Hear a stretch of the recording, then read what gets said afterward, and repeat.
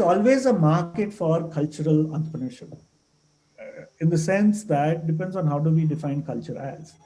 So many years ago, a friend of mine, after his PhD, is a Dutch friend of mine, decided to do an East Coast tour.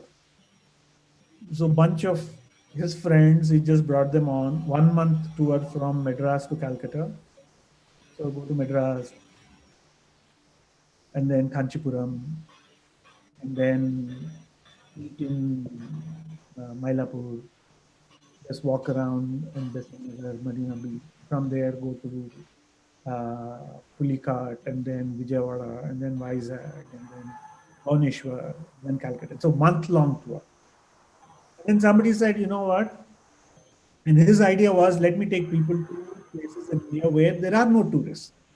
So you start with some places where there is little elements of tourism, and then get them off the tourist track, and they were traveling on trains, and then fairly simple in terms of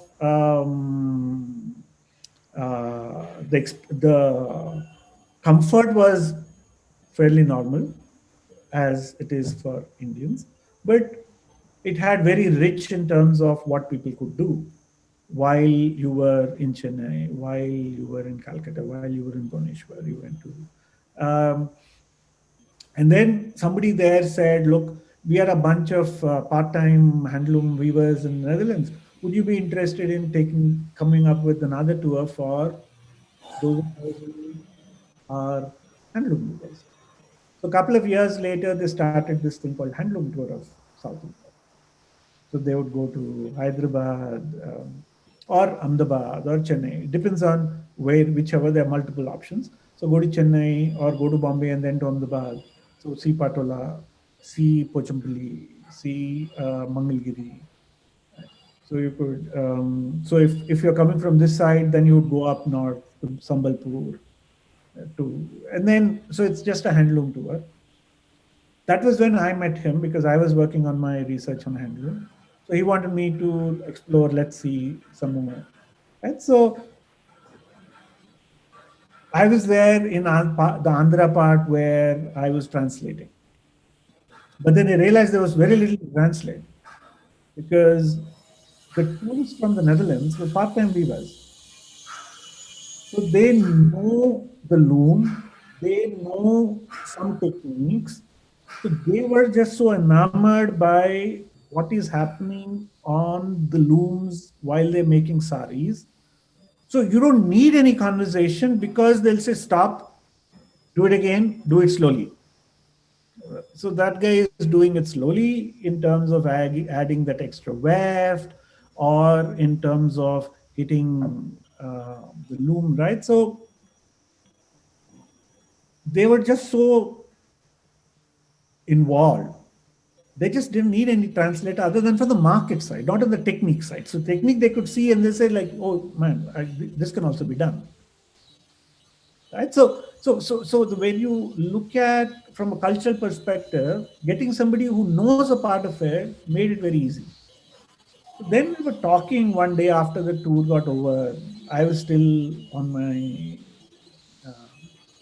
PhD, not going too fast because I'm involved in all kinds of exciting things. Then we decided we were in tourism restaurant in Secunderabad. I don't know if you know the place. There used to be a very nice tamarind tree restaurant. So you could sit, it was like nice winter. Hyderabad is lovely in winter. We were just sitting out, eating our thali, enjoying food. And I said, you know what, we should probably do a food tour.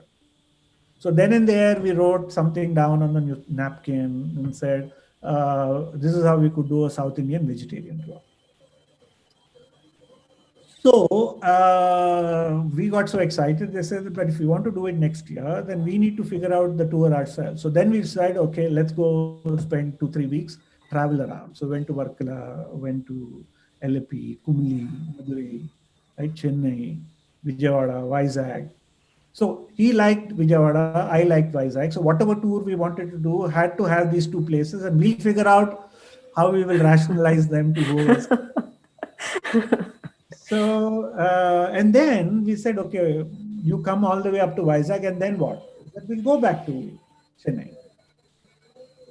So from Vijayawada to Vizag, we took 2 days. It's 350 kilometers or even less.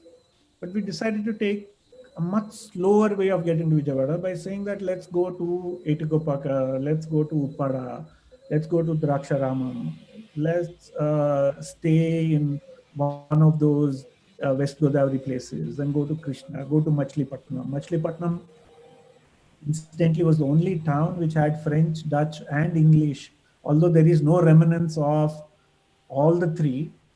But it's a very interesting town from a historical point of view that it had everyone. The Dutch were there before, the French were there, and as well as the English. And incidentally, is also the place where Andhra Bank started. So we would take all those tours, take all these little detours between Vizag and Vijayawada. Actually, we stopped in a place called Kakinada just to eat in one restaurant called Subaya Mess, and then go on, right? So from a culture point of view, anything can be made fascinating because it is who are you making it interesting to? Like for instance, these people are Europeans, and if you've been in Europe, the restaurants are in no hurry to push you out. Unlike US, where they get you your bill the minute you finish, they see you're done, they get your bill. Here, you will have to wave hands and call a couple of times before they come and give you their bill and you pay. So they are not really particularly interested in pushing you out of the restaurant.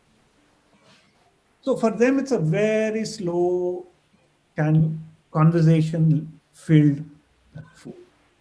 So now we go to um, one of the Mada streets in Nagari. We go to this place called Annapurna and we sit and eat on a banana leaf. We finish the meal, come out, and this guy said, I think we need to go back here again and we should ask them to do it in slow motion.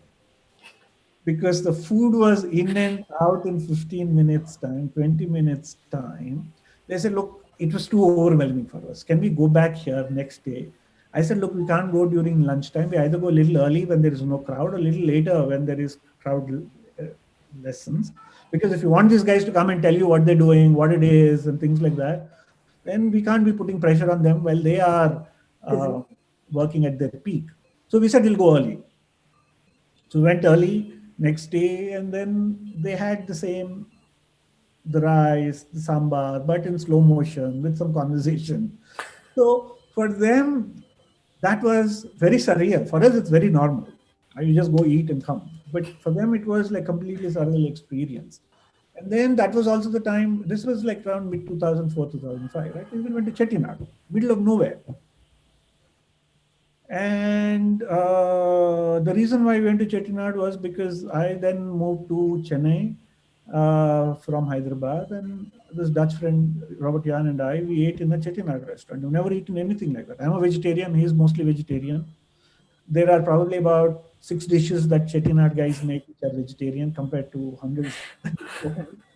But that was like completely mind blowing for two of us who grew up only on Andhra food and probably what we thought was Tamilian food.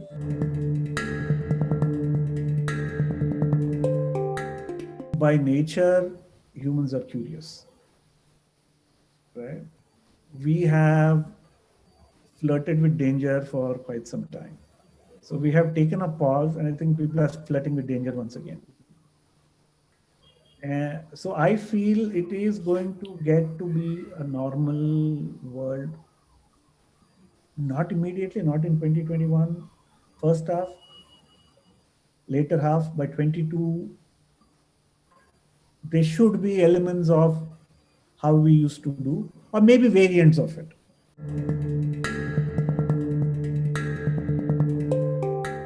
I think we should look at tech enabled. If you could look at tech enabled possibilities now, technology helps us scale rapidly. Even if not scale, it improves efficiencies rapidly. So I guess some form of tech enablement could be what we could start to think of now. So how do we create tech enabled experiences? Good time to think about. and people are sitting at home. So it's also a good time to educate people about the experiences.